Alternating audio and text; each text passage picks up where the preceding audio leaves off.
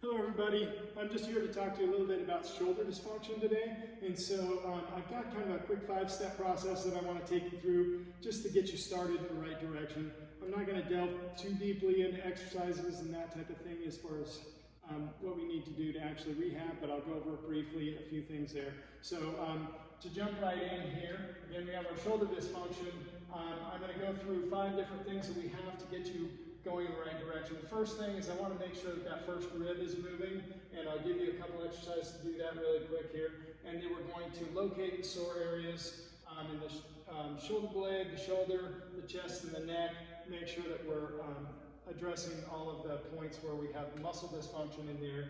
And then we're going to move on to rolling or massaging those areas that have the muscle dysfunction to kind of untie the knots that are in there. So I like to think of the knot in the muscle as being like a knot in a bungee cord. It won't stretch, but the tissue around it takes up all the stretch and takes more abuse. And so what I want to do is I want to untie those knots first, and then that tissue will be able to stretch from top to bottom and not have all of the stress going into limited areas.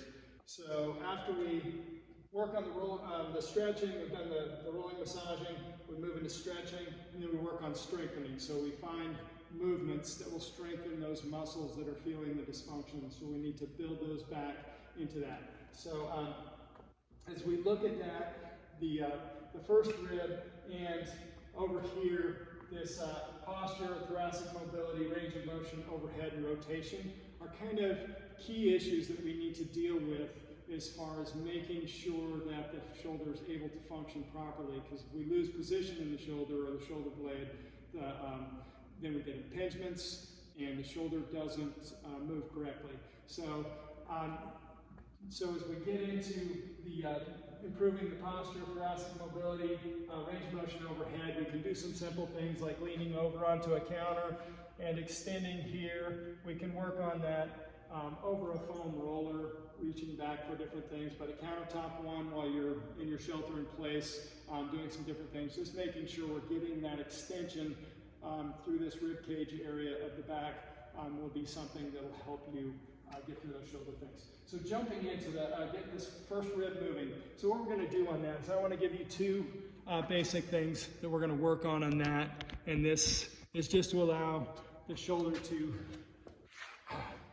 function properly. If the first rib's not moving, we'll end up with some impingement problems oftentimes. So what we want to do is get that in here. So I'm going to set that lacrosse ball in here, and it shouldn't have a lot of pressure at this point until I lift my hips up. So you can see as the bottom of my rib cage lifting up, that hip's coming up, and now I'm going to reach that arm up over my head and bring it back down to my hip. And so we'll do that several times and make sure that that is feeling like as I reach overhead, I'm going to feel that kind of pushing down and getting more uncomfortable the further I reach over my head to know that that's in the right position. If it's too far under, it's going to kind of give you that pressure all the time. We want to make sure that it's like it really increases as you're reaching over your head, so then it'll be high enough up. I want that high up in there.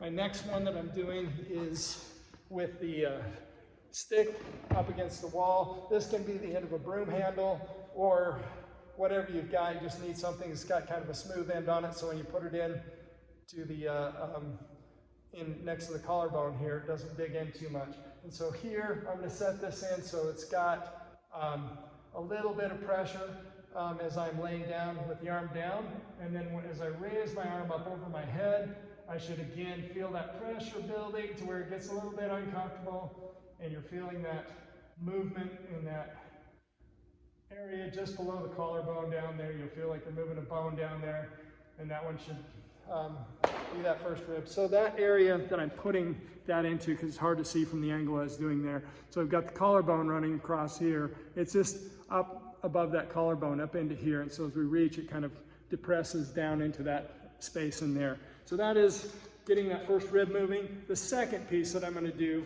is rolling and massaging. Is locating the sore areas. And so on locating the sore areas, I'm just going to jump into using a lacrosse ball or whatever kind of ball you have. Some of the tough balls for your dog and that sort of thing work really well. You can use You can have somebody dig into it if you need to. However, however you can, or for certain things you can use tennis balls or even a golf ball, anything like that, whatever you can find that's hard enough that you'll actually be able to feel the tissue. So here I can roll through the shoulder here. I might find some things in the side of the shoulder, the deltoid there. I can take it over, roll into the shoulder blade area, the back of the armpit, back in here, and get into all those.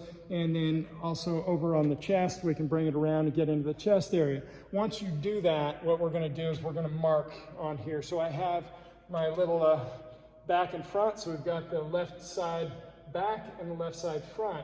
And so here, actually I went beyond the prudent range of things during the master's final, and so I have a little bit of issue with my left shoulder, so I just mapped this out, and you can see I've got quite a bit of areas in there that are sore a little bit, and so I just am working on this. So we have the rear deltoid. I've got some area over the armpit, a little bit in the lat down here, and then an area kind of on the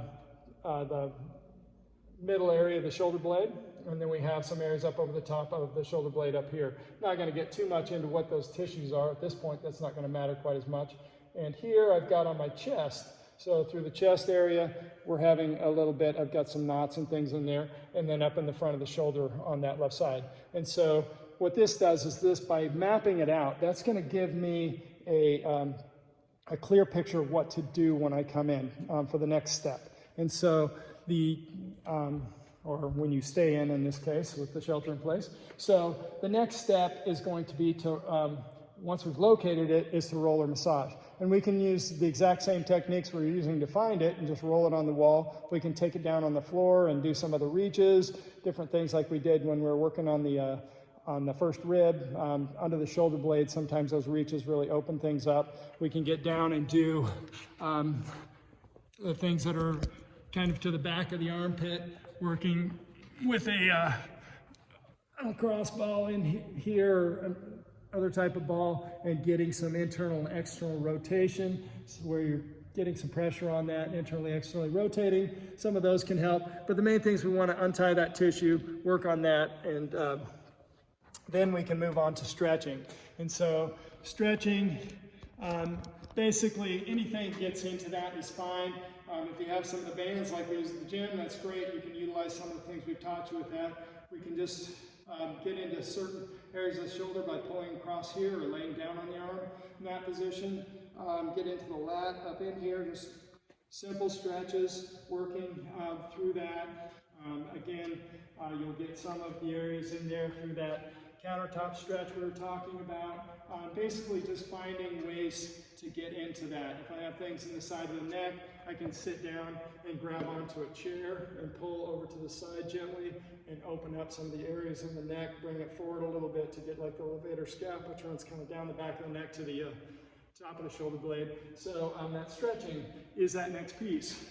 After we get the stretching going, then it's strengthening. And so then what we want to do is work on doing things that are going to strengthen those small muscles around the shoulder that may be irritated. And so there's many methods of that. We can use some of the traditional internal external rotation. A lot of you have probably seen here where I'm holding that and you hold a towel under your elbow or something that gives you a little bit of space in there. Squeeze that to your side, and then you can rotate internally.